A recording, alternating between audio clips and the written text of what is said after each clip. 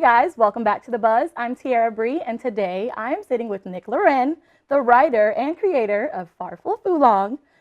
From Oolong Panshoo and the gray bubble goo. I told you we were going to get through this.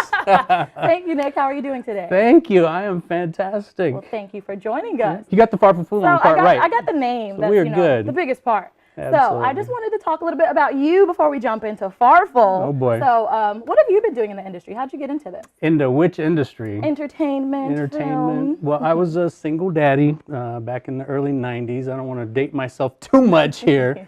But I had friends that were in the industry. I was a struggling recording artist. I was trying to get a record deal. It wasn't happening quick enough. And when you're a single dad and you got a mouth to feed, you gotta work. You can starve yourself, be a starving musician, starving artist, but you can't starve your kid. You know what I mean? So I had friends that were doing stunts. I had friends that were actors, and they're like, dude, you can just get in, do some stunts, do some, extra work, whatever, pay the bills, feed your son, and then you can keep working on the music. So kind of got into the industry that way with films. Actually just was just a regular old, background guy, and then started doing some stand-in work and kind of worked my way up. I was hired to double Nicolas Cage on a film called Face Off in 1996. So you were probably 3. I was 4, actually. 4? Oh my goodness. I was kidding, but okay.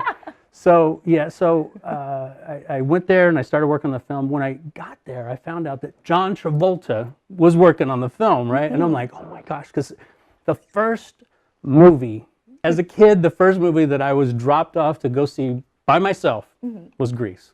And when I left the theater, I mean, it stuck with me for the next year. I was singing all the songs, I had the album, the whole thing. So here I was on the set, Face Off in 1996, and I heard John Travolta was working on the film, but for the 2 weeks that they had hired me to double Nick Cage, John wasn't working. I don't know if you've seen the movie Face Off, but it's when they've traded places. All the stuff that I was doubling Nick for was in the prison scenes, and John's not in the scenes, right? So I was just like, oh man, if I could just meet him, that would be so cool. But they only had me for those 2 weeks. I was friendly with the ADs and met John, the director, and was always there doing a good job and everything. So they asked me to come back. It was Christmas time. We had a break for like 2 weeks, and then they called and said, we have this big SWAT scene that we're doing downtown. In this downtown building, we got SWAT guys coming in the windows. It's going to be crazy. We're blowing up this whole place. And they called me to come back and if I would do some, some stunts. We got a lot of crazy stuff going on. This, SWAT guys coming in. We're blowing up this big loft. It's a huge scene. And I'm like, absolutely. So I go there, right? And it's first day back from the holiday vacation and everything. And even the buzz on set was like, oh, John Travolta's back. John Travolta. And I'm like, oh, he's back. I'm like, I just want to see him work. I just want to be like, that's John Travolta. How cool is that, right? And so I get there and we're setting up the scene and everything, and he's dressed ready. He's going to come down for a rehearsal, and he's coming down the stairs, and he's just got that swag. They're not even rolling the cameras, right? But he's got that swag, and I'm like, that's John Travolta. I'm like, how cool is that, And within probably an hour before, they did the rehearsals and everything, I get a tap on my shoulder, and I look, and it was him, and he said, you look really familiar. Have we worked on anything before, together? And I said, no, I don't remember if we did, of course. I said, but I've been a huge fan of yours my whole life, literally. And we had a lot of shared realities. So our sons were the same age, music, dancing, so many things that were very similar. And we just became quick friends, So on set, he's like, so what's going on with the music? What's that? And we just hit it off. The last quarter of Face Off, his regular guy couldn't finish the film. He had some thing going on, thank goodness. And John asked me if I would step in and double him for the last quarter of Face Off, which I did.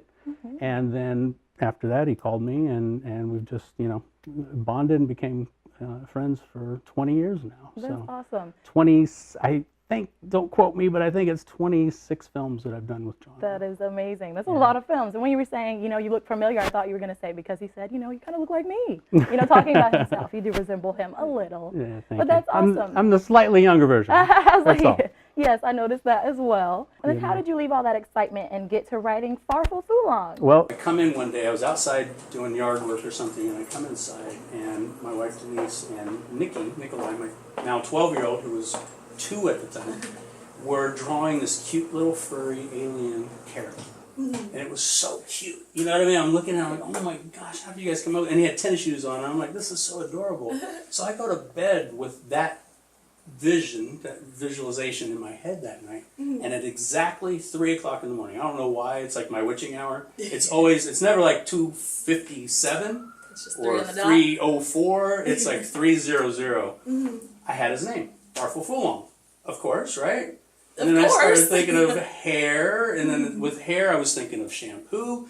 With shampoo, I was changing that to Panshoo, and I just knew if I didn't get up and write this down, I would never remember it. You know what I mean? And no, I was not drinking that night, if that was what you were going to ask. So I got up and I literally wrote down Farful Foolong from Oolong Panshoo and the Grey Bubble Goo. I wrote the title down, and I started writing it. And at 6 o'clock in the morning, it was finished. It is exactly how I wrote it that night. I didn't go back. It just came out of 3 hours, one edit? That way. No just edit. No edit. Just it's exactly how it came out that night. So I wasn't an author. I wasn't a publisher. I didn't know, where to go with it, what to do with it, or any of that. So it kind of sat in a drawer.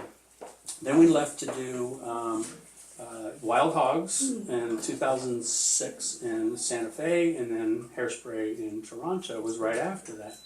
And I wrote the second book, which is Farful Foolong from Oolong Panshoo and the ABC Zoo.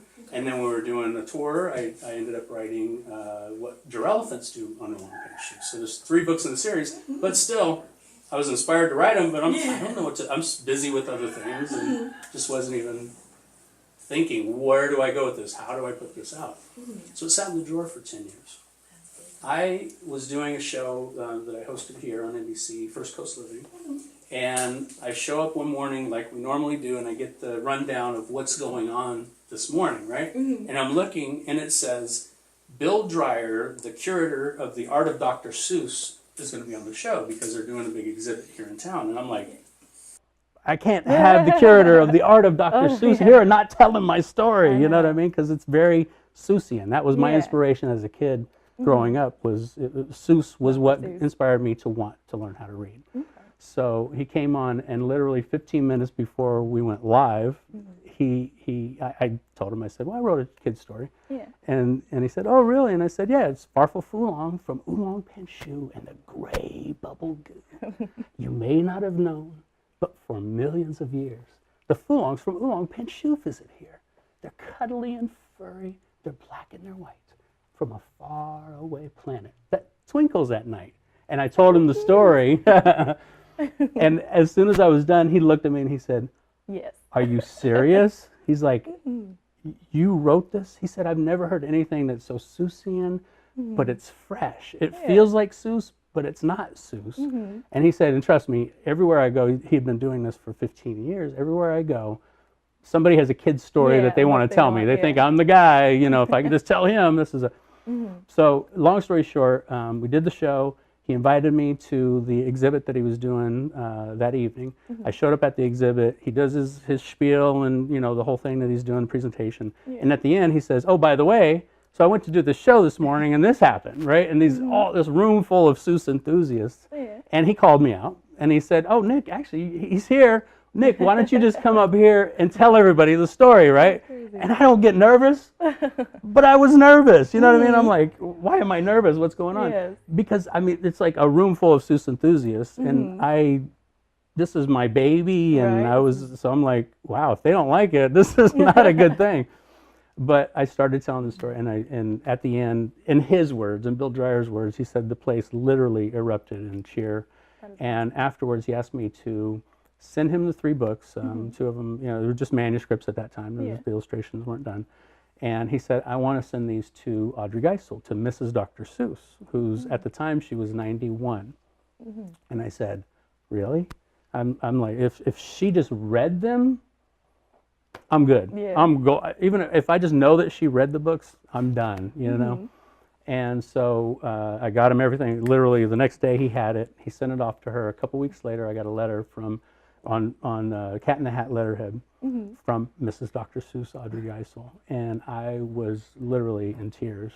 What she said about the books, and she said that Ted Dr. Seuss that he would have liked it, and she said that your cadence resonates with the Seussian echo, and I mean, just the things that she said in this letter blew me away. Yeah, You know what I like, mean? wow. And just a few days after that, I get a call from Bill Dreyer's the assistant, and she said, "I'm the one who sent this over." She said, "Are you sitting down?" And I said, "Well, I'm sitting down, but I'm driving." And she's like, "You might want to pull over." So I'm like, "Okay." So I pull over, and she told me, she said, "I got the most amazing call, and I had to call you to tell you this."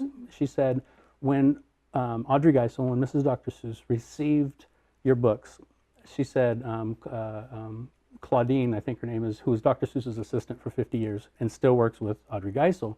She said she handed them to her, and Audrey went and sat on the couch, her reading chair, and she said she read through the story, and then she started over, she read through it again, and then she read through it a third time, and she said, I haven't seen her that excited about something in a long time. And then she said to Audrey Geisel, she said, "Do you want me to write a letter and you just let me know if it's okay?"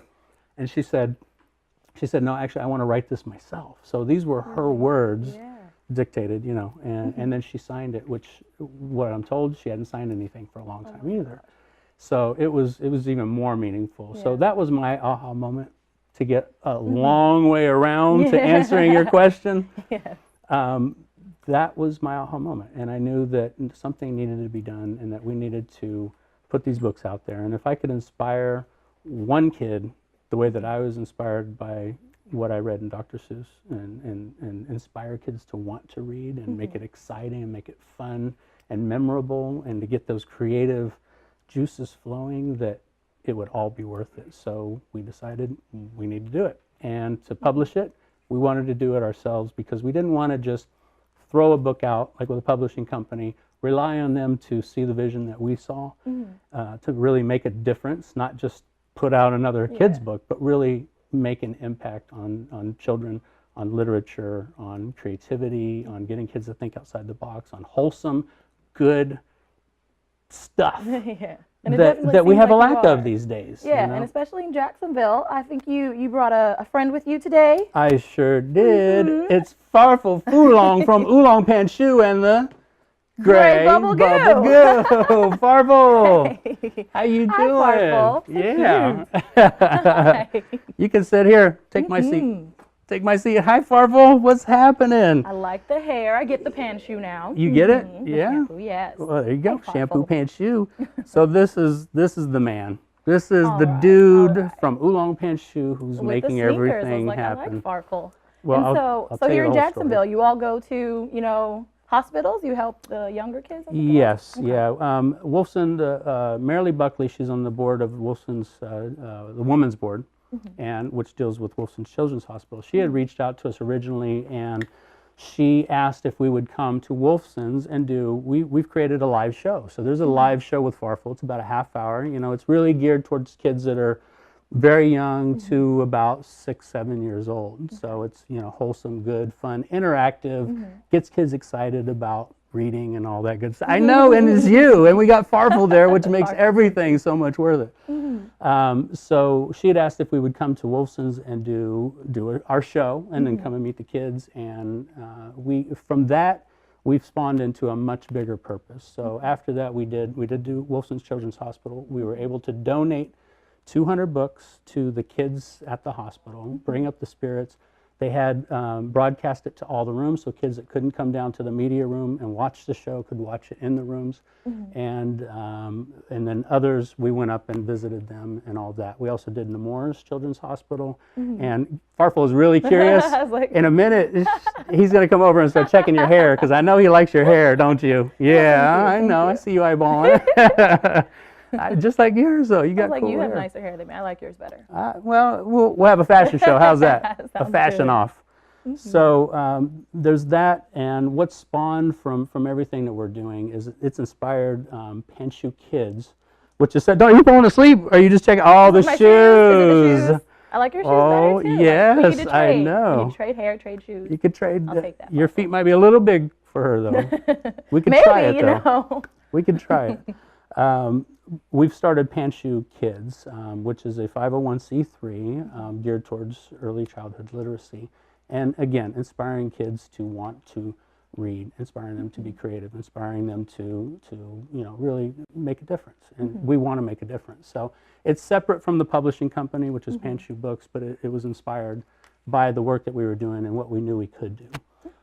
We're putting together a Title I school tour, which will be, here in Jacksonville, so low-income schools that really need this kind of a thing. Yeah. We'll be able to go, we'll be able to do the show for these schools, and we'll be able to provide all the kids with a free book. That is awesome. And it's great that you all are bringing that positivity to Jacksonville. It's what we're all about. Well, thank you all so much for joining us today, Nick and you. Farful. And thank you all for tuning into The Buzz. We will see you next time. Say bye, Farful.